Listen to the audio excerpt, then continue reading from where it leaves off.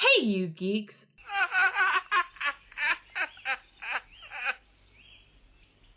And now for something completely different. I needed something that sparked joy this week, so my Dragon Prince Season 4 video is dropping right now.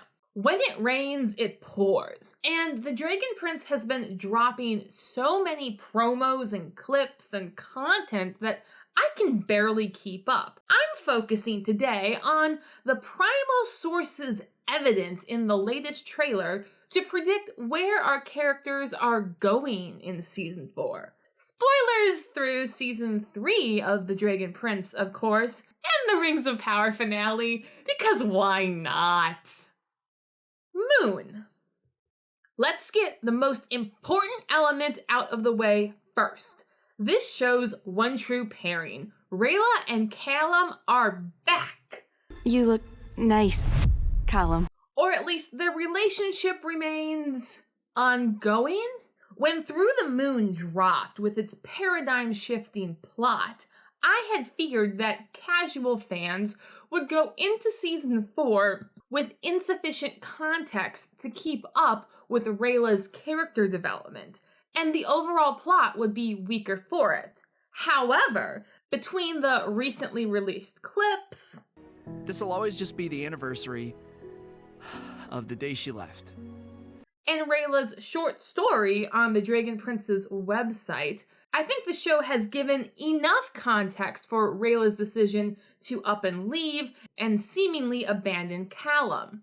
As far as Moon Maiden character archetypes go, it's not really surprising that Rayla's and Callum's relationship is on again, off again, as the Moon is known for its inconsistency or its unreachableness.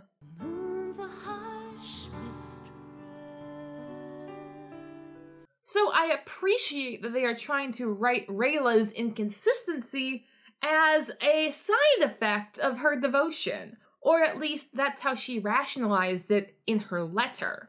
We make sacrifices so that the ones we love don't have to. It's part of protecting them, part of protecting you. Taking on hard choices and going to the dark places is an act of love. It's a gift. Rayla's letter for me has perfectly filled the hole left by Through the Moon, where her decision to leave came for me out of nowhere. Without a sufficient in-world reason, I had to break the fourth wall and just assume that the writers sent her away so that Callum would be emotionally compromised and easy pickings for Aravos. While that remains true, I like the new layer that the letter has given to Rayla. The question going into the fourth season is now if she has returned in time to help Callum overcome Aravos. Stars. I think this season we are going to get one of the oldest and noblest of fantasy plots, that of a paragonal hero being seduced by darkness. I alone can see your light. A fallen angel who promises knowledge at a great cost. For kids. The great mystery of Aravos and Star Touch power generally is that we have only seen one Star Touch elf so far, and he is evil. As so many of you pointed out in my last video, even this guy from the first season's opening is in fact Aravos. It fits well that he would play both sides of a conflict. As we see in the new poster, he enjoys pulling strings. There are no strings on me. He's now pulling on Claudia by providing a promise that she can save her father from eternal death. Aravos can save you. We need to find him and free him. And has left her a new big bug friend to help lead her back to Catalyst?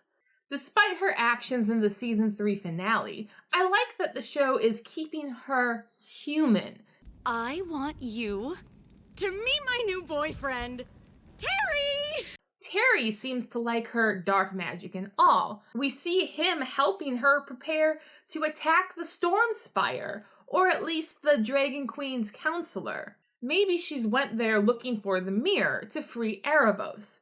It would make sense that in the new alliance between men and dragons, Ezran would have returned the mirror.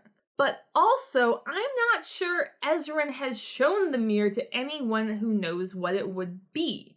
I don't think Callum has either. In darkness, gaze upon a fallen star. The trailer strongly hints that Callum is about to find out.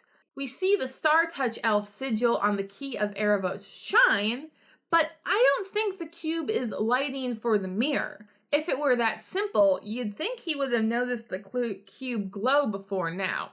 But I think it's glowing for the little guy on Rayla's shoulder.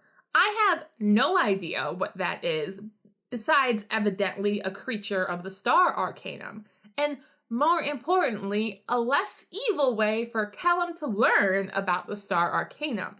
And yet, will Rayla arrive too late? Given this shot where Callum's eyes glow black, it seems that Aravos may yet succeed in corrupting Callum this season, even if it's just for a little while.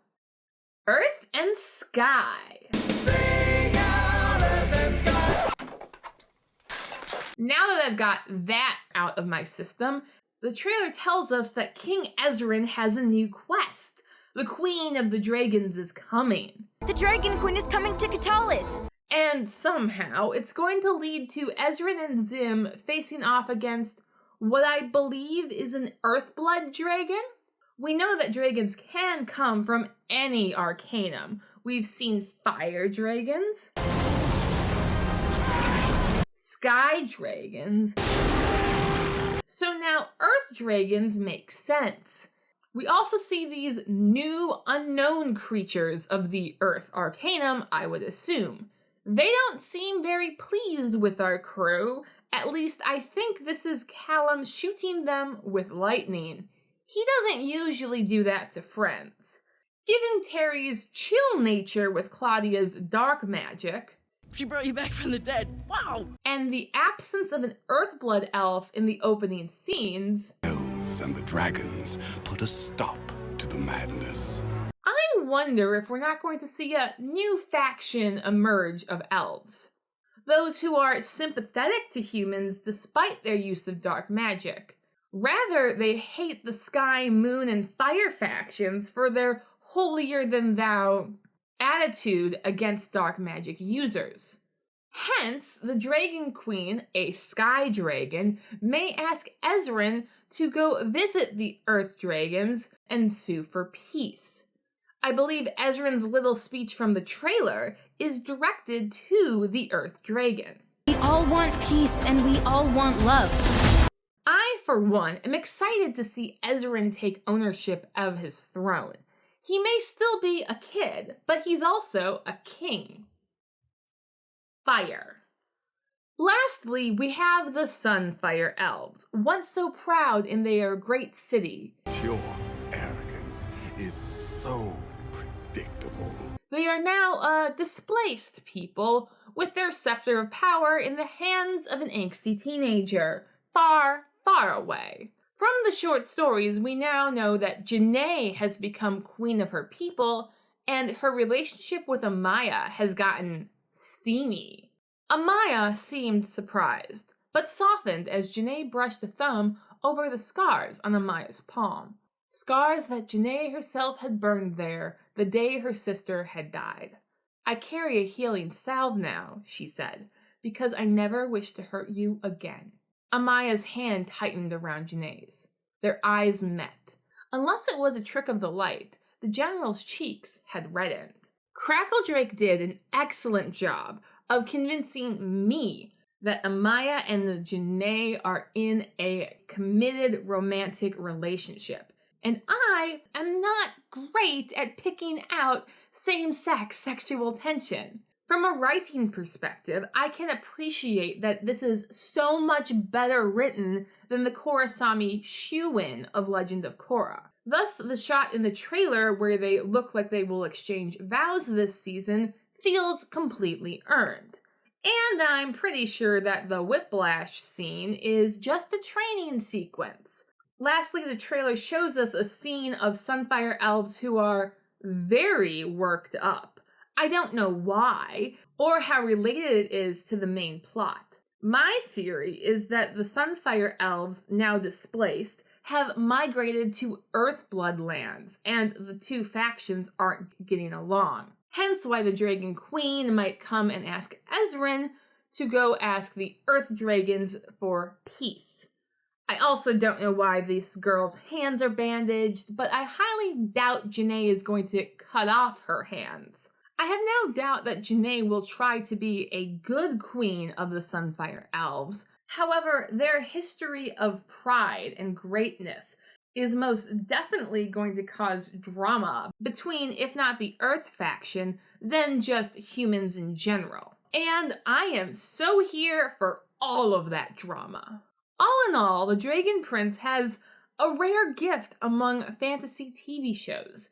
It has shown it can balance characters, world-building, magic system, and plot in ways that the live-action shows just have been unable to capture over the past 2 years. Sure, the show has its faults, and maybe it's easier to do fantasy in animation, and maybe I'm just giving it slack because it is a kids show. Regardless of the reason, Season 4 is coming, and I am so psyched.